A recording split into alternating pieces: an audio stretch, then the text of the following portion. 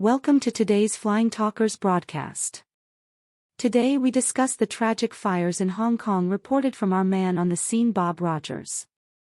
We also cover a great spirit lifting outreach by air cargo industry stalwarts Ram Menen and Glyn Hughes. Thanks our sponsors for this series: ATC Aviation, the world's premier air cargo general sales and services organization. Roughly 70+ cargo airlines belong to the agent's overall portfolio. ATC is the leading cargo GSSA headquartered in Frankfurt am Main. With more than 40 years' experience in the air cargo business. ATC offices are located in Argentina, Austria, Brazil, Ecuador, France, Finland, Denmark, Germany, Hong Kong, India, the Netherlands, Spain, South Africa, Switzerland, and USA.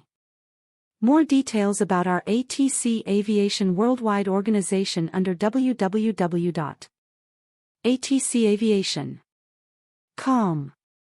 And now, Bob Rogers reports from Hong Kong as Wong Fuk rises from the ashes. The recent fires at the Wong Fuk Court complex in Hong Kong have been among the deadliest in the city's history. The fire started on a lower-level scaffolding net and spread rapidly, leading to a significant loss of life and the evacuation of residents. The investigation into the fire is ongoing, with authorities looking into factors such as fire resistance standards and potential criminal involvement. The city's leadership has expressed condolences and urged efforts to minimize casualties and losses. News of the horrific fires in Hong Kong last week have spread far and wide. And there is no question of the conflagration driving dramatic headlines describing large numbers of victims. Fortunately, as rescue workers dug deeper into the affected areas, some people who were feared lost were found not to be at home as the flames consumed large numbers dwellings at Wong Fuk. And as happens when terrible things happen and humanity takes over, there emerged large numbers of people out to help others work their way through a devastating tragedy. A Filipino helper who had arrived in Hong Kong just a few days earlier to start working for a family in one of the blocks was trapped home alone with a newborn baby that at great personal risk she protected until they both were rescued. The deployment of over 700 firemen working around the clock to bring the fires under control, backed up by 1,000+ police, recorded several instances of saving lives and commanding the overall situation. Sadly, one fireman lost his life. Now in Hong Kong today, a massive outpouring of financial and physical support from both the Hong Kong government and everyday people from all over China and elsewhere in the world has been noted. Media coverage has reported buildings were covered in bamboo scaffolding, a legacy of Hong Kong's construction methodology that was the probable cause of the spectacular fire. But a closer look reveals that the real issue of the fire was igniting polystyrene boards that block of windows in the common areas. Once ignited, these boards emitted toxic smoke and flames, shattering the glass behind them that witnesses said absolutely fueled the fire. Hong Kong Wong Tuk neighborhood today has a sea of buildings clad in this manner, both under construction and in tear-down stage, as major renovations were underway in this block, built 40+ years ago. Today in Hong Kong there are currently more than 40,000 residential high-rise blocks. By comparison, New York has less than 10,000. Over the years, Hong Kong is no stranger to both natural and man-made catastrophes. When I first arrived in Hong Kong 50 years ago, many of the hillsides were covered with squatter houses from refugees who had arrived from China. Hong Kong, it should also be said, lives smack dab in the middle of a typhoon alley. Today, owing to the enormous density of residential, office and commercial properties, Hong Kong provides well-equipped and proactive fire services with staff and equipment that is second to none, with a very robust inspection program for compliance with fire safety regulations. So now a massive program to provide the occupants of Wong Fuk Court with temporary accommodation and other support as needed is in full swing. Police have arrested 3 key parties from the company responsible for the renovation work. These, along with the number of others, are now under investigation by the Hong Kong Independent Commission on Corruption, particularly in regard, it seems, to the non-compliance of the green netting to fire-retarding properties. But it's the human side of the story and the indomitable courage of Hong Kongers that care for each as they mourn together and extend a helping hand toward recovery pictured here that tugs at the heart as the story unfolds. Thanks to Bob Rogers for that excellent report. Before we move on, here is a message from our sponsor PayCargo. In 2025, PayCargo is the most trusted logistics payment platform. PayCargo is your all-in-one logistics payment platform for faster release of cargo. Over 130,000 businesses use PayCargo for all of their logistics payments. Receive your cargo in hours, not days. Traditionally, it takes up to 3 days for your cargo to be released. Not anymore. With PayCargo, your payment is instantly sent to your logistics provider and your cargo is released the same day, sometimes within a few hours. Get your cargo today. Pay all your logistics vendors in one place. PayCargo has the largest multimodal vendor network in the industry. You can now pay all of your providers instantly from one platform and not have to worry about tracking check deliveries or managing cash. Interested? Contact PayCargo at www.paycargo.com and tell them Flying Talkers Broadcast sent you. You will be glad you did. And now, everybody talks about, but no one does a thing about it, is a popular notion about what? The weather. But as we close 2025 in an absolute blizzard of industry events of all kinds, it's time to point some focus on which gathering of air cargo and logistics really meant something above and beyond everyone's desire of furthering transport. Here we humbly submit a dissertation upon logistics by two stalwarts of our industry, who we think as you read about their event may have done more to advance an idea of a logistics career amongst the next generation than anybody anywhere else during the year that was 2025. Ram Menen, who built Emirates SkyCargo and now is retired, and Glyn Hughes, who at IATA and TIACA has built everything else and is still active, have both done all of this before. Very thankful that during their second version of Outreach we caught up with them so that we can report what they said in detail and can share with you some quality time with these two experts who were making friends for logistics amongst some young people. The driver here is the fact that air cargo and logistics needs to evolve and build itself amongst the upcoming next generation. Here for you, dear reader, we share a futurist template that can serve to move us ahead in recruiting the next generation to lead our industry in 2026 and beyond. In a world where TikTok affects more than 1 billion people every day and the web has become as indispensable as the air we breathe, entertaining a conversation on air cargo's role in global trade may sound slightly retrospective, but underlining its unique importance, giving examples of the strong spirit of change which animates this area of the industry, has been totally engaging for the consumed professionals, as well as for students. Our readers will have the opportunity to read this rara avis today. In our report of the conversation between two of the most prominent leaders globally, Embry-Riddle Aeronautical University entertains a series of content-focused, web-based conversations, which are recognized under the headline Vantage Point Speaker Series.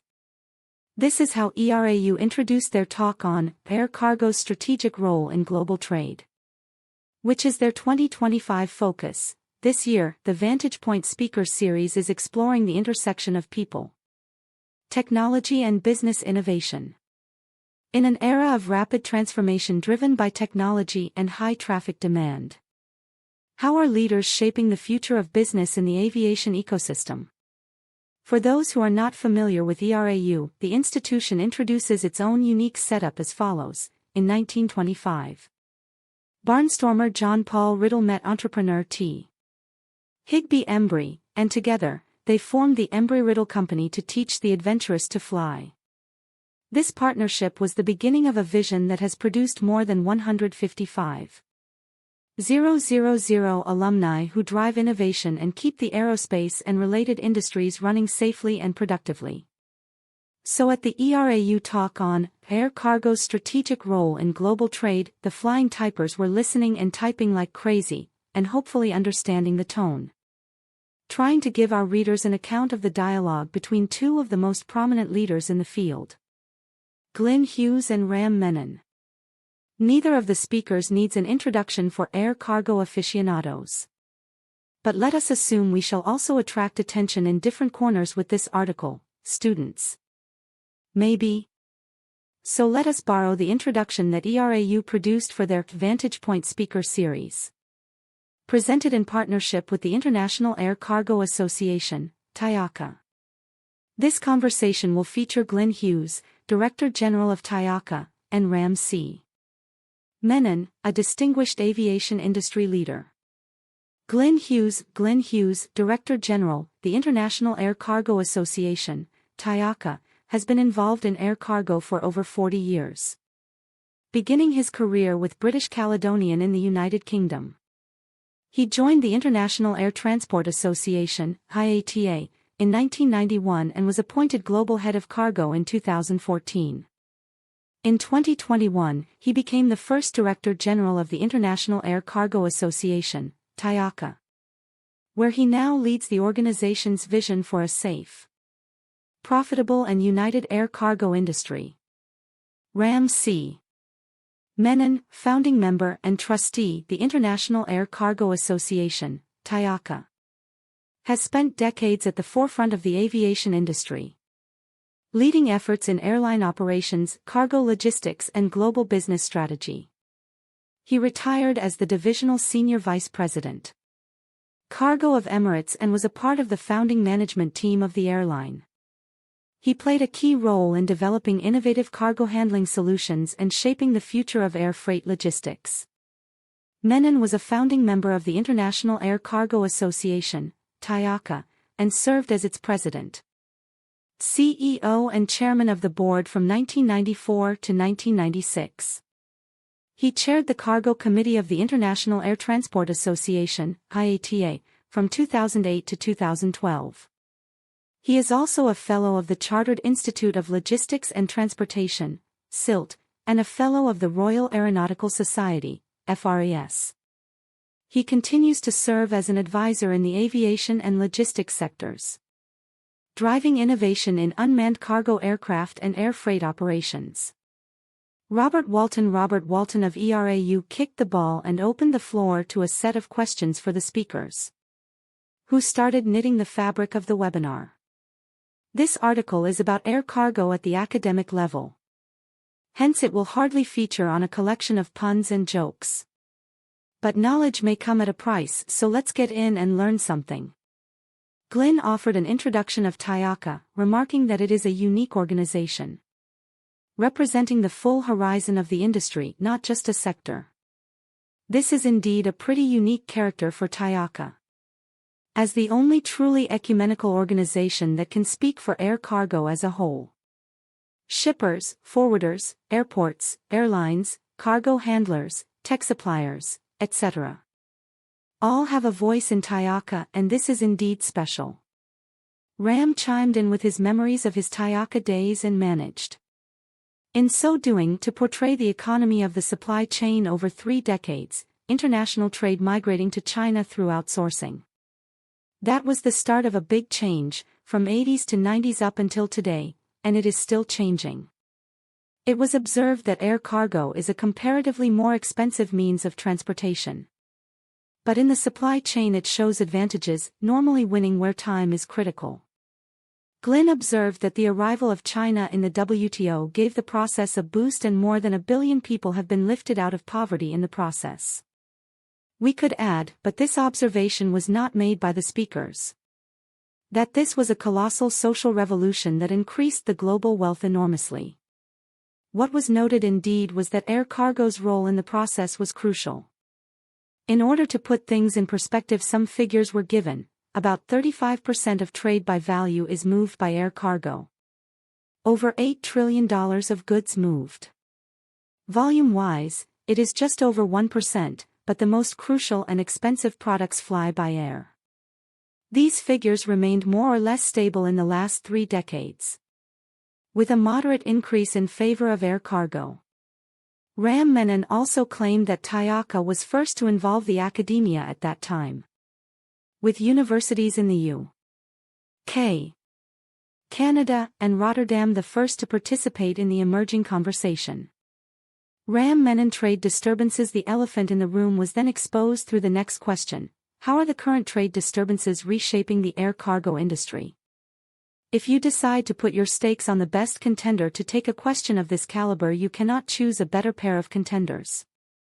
Glyn started observing that China is the powerhouse factory of the world. But we are now on a China plus one scheme to mitigate risks. The one being a manufacturing area not so far from China. Right now we are witnessing a reshape of trade through tariffs. There is also now a USA plus one consumer market choice in international trade, and the reasons are the same. If reversed. So from an air cargo perspective, we live in complexity and we are fast to adapt. Was Glyn's closing point. Glyn Hughes recalled the famous saying, perhaps attributable to Ram, that declares, you build 3 kilometers of a highway, you move cargo 3 kilometers. You build 3 kilometers of a rail track, you move cargo 3 kilometers. You build 3 kilometers of runway, you can move cargo anywhere. So as supply chains shift and evolve, the air cargo industry is the prime mode of transport to actually support that. And certainly when manufacturers are looking for new production centers to connect with new consumer centers. Air cargo could actually be facing the next 3 to 5 years of phenomenal growth. Ram concurred and added that, trade is like water, it finds its own levels. During this tariff period, looking at week 36 numbers this year, the China U.S. market has gone down, but the China-Europe sector has gone up. Menen continued by explaining bellyhold and freighters, and their differences. Bellyhold is almost inflexible to move from one area to another as passenger demands dictates its positioning. Whereas freighters are more efficient to swiftly relocate. Going to different regions now. We are actually going through an evolutionary period. Is it going to be permanent? I don't think so, however overall it is going to have a positive effect.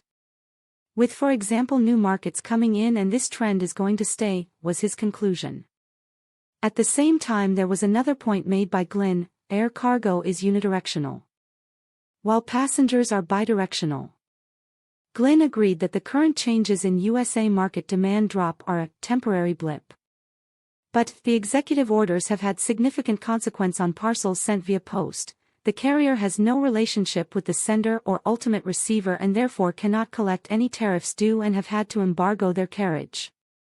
90 post offices have subsequently embargoed the U.S. from their delivery routes. We anticipate we will probably see some softening of some of the policies that have been put in place. From a certain point of view, the statements were made factually devoid of any comments, but our readers understand the profound implications that such changes may have, or not, on the economy of the USA and international trade. Depending on how certain rules will stay or go. At this point an important observation was made. In the past air cargoes was 2.5 times the growth of GDP. After 2008 this changed and now the relationship is more fluid. The balance has not been found yet. Trade wars may cause the ratio to change again. Air cargo is no longer a signal of where the economy is going. That was the conclusion. The question coming next was pretty obvious. How is the air cargo industry adapting to the change? Glyn replied that e-commerce is about 25% of the lot and it has potential. Especially because it is driven by younger consumers. E-commerce is the perfect example of anything to anywhere and it will continue. Despite de minimis policy changes. The de minimis rules don't have a direct impact on demand, which is adapting. Ram underlined the ability to make payments from anywhere to anywhere as the element that pulled down all the barriers. Ram Menen de minimis and the integrators. There was a question on the screen. Showing the audience's complete involvement, could the end of the de minimis exception in the U.S. have an impact on the integrators' business, in particular versus other freight carriers that focus on larger/higher value consignments? Then an inevitable question came. Could the end of de minimis impact on integrators? Menen was adamant, definitely yes, we used to move small packages. But now they start to reconsolidate cargo and then move it internally for distribution. Cargo moves like water and the channels define the opportunities. Sustainability and air cargo. The conversation moved on to sustainability. What practical steps have been taken to reduce the impact of air cargo? Glyn maintained that everything that could be done had been done, e.g. moving to sustainable aviation fuel, SAF, using carbon capture and storage with a view to returning CO2 as fuel. $2 trillion are required in investments in order to achieve the needs of airlines in sustainable fuels by the 2050 target date for net zero. All other aspects, designs, paints etc. have been improved. But, only 0.6% of all emissions are accountable for air cargo, and this is also a consideration to be made. If you think of flowers for instance, their movement by air cargo has helped millions of families out of poverty in developing countries. So we need to be always aware of the social impact of the measures we take. Ram said that SAF is not the only way forward, but other solution present challenges. Methanol is used to charge fuel cell on road transport, and this could be explored also to charge batteries. Reducing the size of the batteries and continue changing them while traveling. The moderator observed that all agree that SAF is not the one and only answer to environmental challenges. Conversions or alternative aircraft options. Another screenshot was moving the conversation forward, with the upward trend on air cargo. What does this mean on the aircraft OEM side? Would it mean more demand for aircraft that can be converted to cargo? Do we still see 747 and A380 sustain its demand because of this opportunity? With this, in my view, a capital question came to the table. Perhaps in disguise, does air cargo increase mean larger numbers of aircraft flying? The speakers agreed that the famous expression, freighter later, could be used to describe what happens right now.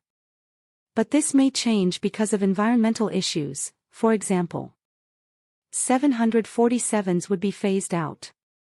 OEMs are working with passengers aircraft. Jet Zero and others will come up with specific answers for air cargo. Beta certified a small electric airplane. Passenger aircraft lifespan lasts about 12 to 15 years. But redelivering the aircraft for air cargo can save a lot of emissions associated with new productions. At this point, Glyn gave many examples of new manned and unmanned aircraft coming to market that will reshape its landscape.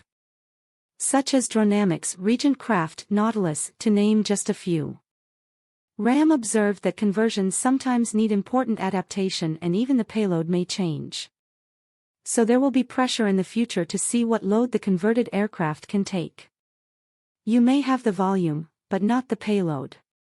Evolution of the new workforce. At this point the screen showed the following question. With the evolution of air cargo should come the evolution of leaders and workers who can manage operations and people as a global system. What human resource strategies are aviation companies creating to ensure they have a robust workforce capable of managing the evolving air cargo industry? In other words, a bulky question was handed to the speakers. What key skills are lacking in the new entrants? The answer was in a way predictable, speaking about this with many leaders. Mostly the want is in the area of digital technology. Cargo is not like passengers, it is about the emotions that are contained in the boxes. It can be life-saving drugs or the last version of the coveted device of your dreams. Air cargo enables all that. This is not a 9-to-5 industry. Ram said that, one of the skills that these guys can bring in is a blend of industrial engineering and IT. Air cargo has been slow in digitizing and it will accelerate. But this is not what the industry wants. We need people who can think differently and create new, simpler processes. Thoughts at random that were voiced by all speakers. Air cargo needs to reflect the world it serves. Considering all consumer generations, and it is not just the boomers. The question that needs to be asked is, do you want to create a better world and deliver on these dreams? This industry saves thousands of lives every year. Without air cargo, no vaccines, no smartphone, no high-tech, and even everyday living would be affected. This industry creates wonderful opportunities. Air cargo is meeting a sizable number of the SDG of the UN, however. We do need to attract more young women in all areas. Including pilots, India leads the world with 12%. Commerce comes to a grinding halt if there is no logistics. What is the future? There is never a tougher question than asking yourself what is going to happen in the future. Well, there we are, and we get asked what is down the road in 20 years. All of a sudden I was thinking of my own life 20-odd years earlier and how different everything was. A new life in Brussels, the enlargement, big ideals. And in air cargo, security, security, security, an endless stream of measures and legislation.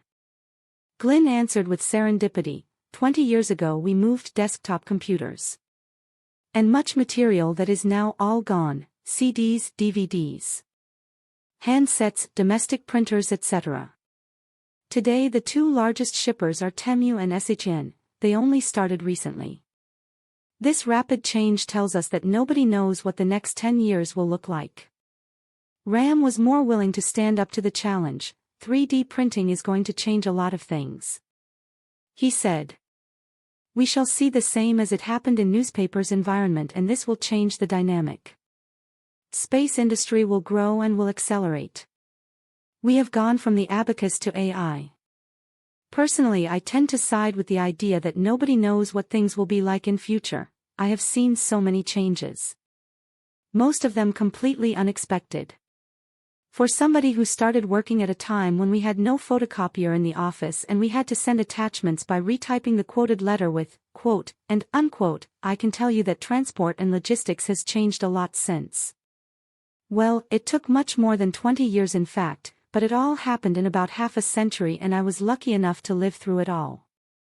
Today's conversation was entertained with the evident objective to improve the knowledge of those who could be now more or less 20 years old. In arouse ranks or even outside of the university. Thanks to the generous approach the Institute takes with regard to studies and knowledge.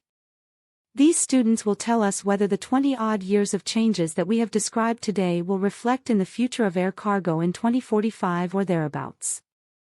Have you ever tried to type "Long live air cargo" on your keyboard and ask AI for comments?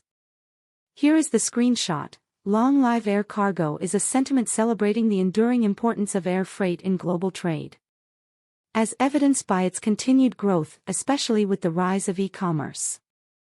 Key factors contributing to this resilience include the speed of delivery, which remains unmatched for many goods, particularly perishables, pharmaceuticals, and high-value items.